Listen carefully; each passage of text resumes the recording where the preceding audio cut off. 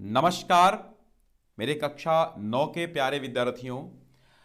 आज हम आपको एकांकी जो कि इसका नाम है लक्ष्मी का स्वागत, इस एकांकी के हम पूरे के पूरे सारांश यानी कि पूरी समरी को बता देंगे, जिसके चलते आपको एकांकी की पूरी कहानी शॉर्टकट में पता चल जाएगी।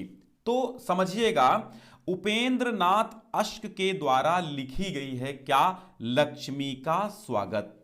ठीक है, यहां से आपके ऑब्जेक्टिव क्वेश्चन बन सकते हैं, इसलिए ध्यान दीजिएगा। पहला क्वेश्चन तो यही बन सकता है कि भाई लक्ष्मी का स्वागत के लेखक कौन है, तो आप बता दीजिएगा कि उपेंद्र नाथ अश्क है। तो उपेंद्र नाथ अश्क के द्वारा लिखी गई लक्ष्मी का स्वागत एक मर्म स्पर्शी एवं हृदय विदारक या फिर कह दें हृदय द्रावक एकांकी है। अब हृदय द्रावक एकांकी का मतलब है यानी कि दिल को छू जाने वाली, है ना, दिल को छू जाने वाली।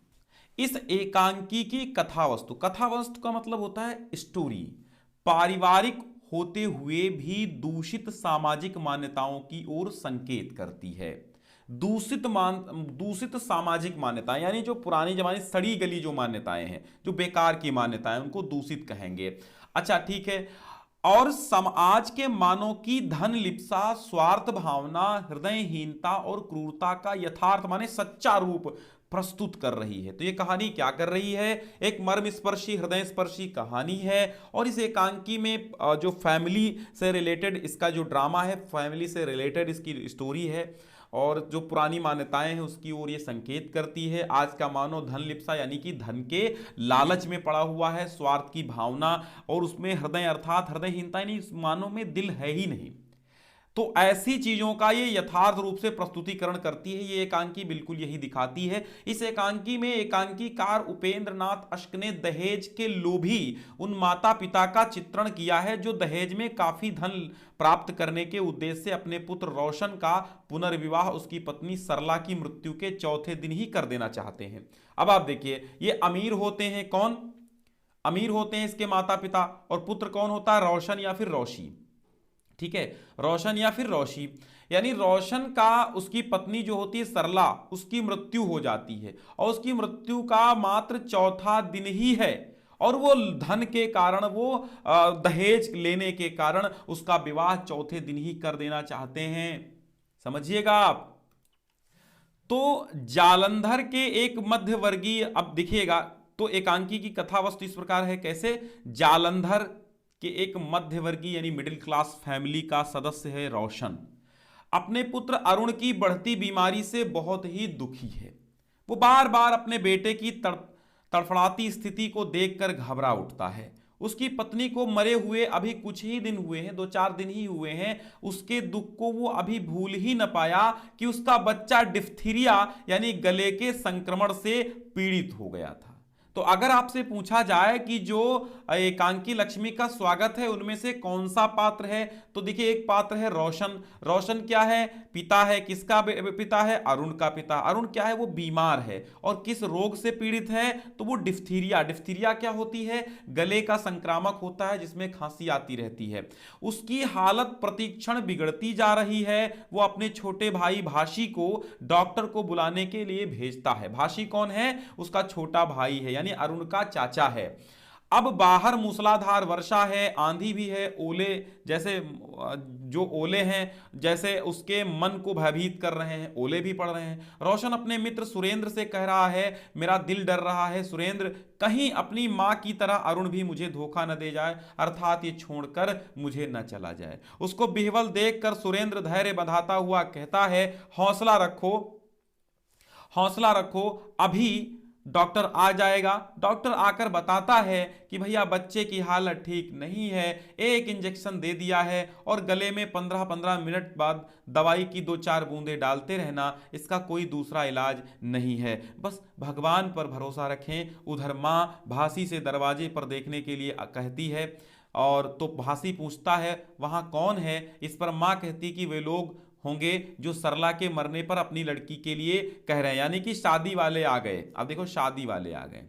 भासी लड़की वालों को नीचे बिठाकर मां के पास आकर बताता है कि उनके साथ एक औरत भी है। रोशन के मित्र सुरेंद्र से मां कहती है कि रोशन को समझाकर वो नीचे ले आए। रोशन पुत्र प्रेम में पागल सा हो गया है। वो अम्मा से क्रोध में भरकर कहता है, उनसे कहो जहां से आए हैं वहीं चले जाएं। मैं नहीं जानता, मैं पागल हूं और या आप। शादी शादी शादी, क्या शादी ही दुनिया में सब कुछ है? घर में बच्चा मर रहा है और तुम्हें शादी की सूझ रही है। मां, इतना इतना सब कुछ होने पर भी आप समझ नहीं रही मां? मेरा बच्चा मर रहा है और आप मेरी शादी वालों को बुला के बिठाई हैं। हाँ, शादी शादी, दुनिया भर में सब कुछ शादी होता है क्या? मां, मैं कितनी बार आपसे कहूं, आपको समझ में नहीं आता ना? तुम्हें शादी की सूझ रही है, मेरा बच्चा जा रहा है, मेरी जान जा रही है। इतना होने पर भी रोशन के पिता शगुन लेने को तैयार है। आप समझिए, इनका लालच देखिए, भर भर के लालच इनके अंदर कूट कूट कर भरा हुआ है। यानी कि किसके? रोशन के माता पिता के। उधर उनका पोता मर रहा है, इसकी कोई दिक्कत नहीं है। उनको क्या करना है? शादी फिट हो जाए, भाई साहब, उनको दहेज मिल जाए, बस। अब वो बच्चा मर रहा है लेकिन शगुन लेने को तैयार है। उन्होंने पता लगा लिया कि सियालकोट में इनकी बड़ी भारी फर्म कंपनी और इनके यहां हजारों का लेन देन है। अंत में रोशन के पिता शगुन लेकर मां को बधाई लेने आते हैं। इसी समय अरुण की मौत हो जाती है, अर्थात रोशन का बेटा मर जाता है। रोशन चिढ़कर कहता है, हाँ, नाचो गाओ, खुशियां मनाओ, खूब नाचो, खूब गाओ, खूब खुशियां मनाओ। पिता के हाथ से हुक्का गिर पड़ता है और मुंह खुला रह जाता है। मां चीख मारकर सिर थामे धम्म से बैठ जाती है। सुरेंद्र कहता है, मां जी, जाकर दाने लाओ और दिए का प्रबंध करो। यहीं पर एकांकी समाप्त हो जाती है। निश्चय ही लक्ष्मी का स्वागत, एकांकी का कथानक अत्यंत संवेदनशील और भाव विभोर करने वाला है। वास्तव में उपेंद्रनाथ अश्क जी ने सामाजिक रीति नीति के मूल में छिपी हुई मानव मन की निष्ठुरता और हृदयहीनता को ही वाणी दी है। कथानक सुगठित है, सशक्त है और प्रभावशाली बन पड़ा है, जिससे अश्क जी की एकांकी कला का समृद्ध रूप सामने उपस्थित होता है।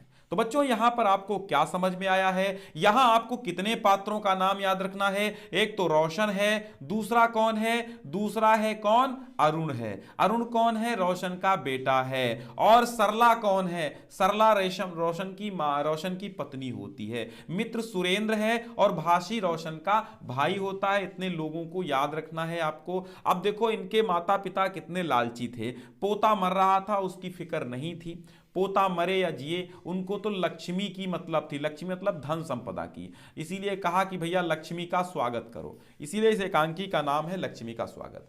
अब पोता मरे चाहे पोती मरे, उनको काहे से मतलब था? उनको तो मतलब था अपने दान दक्षिणा से। ठीक है, तो अब ये इस एकांकी में आपको क्या सीख मिलती है कि भैया लोभा पापस्य कारणम, लोभ नहीं करना चाहिए। अगर आप लोभ करते हैं तो बिल्कुल दिक्कत है। इस एकांकी में आपको पता चला है कि दहेज के कारण लोग क्या क्या नहीं कर डालते हैं। उसकी पत्नी को मरे 4 दिन हुए थे, उसके बेटे को भी डिप्थीरिया हो गई थी, वो भी इस संसार से जाने को आतुर था, लेकिन उन लोगों ने क्या लिया? शगुन ले लिया कि भैया शादी आपकी फिट हो गई, अब कर लो शादी, है ना? तभी तो कहता नाचो गाओ खुशियां मनाओ, अब मेरा पुत्र नहीं रहा।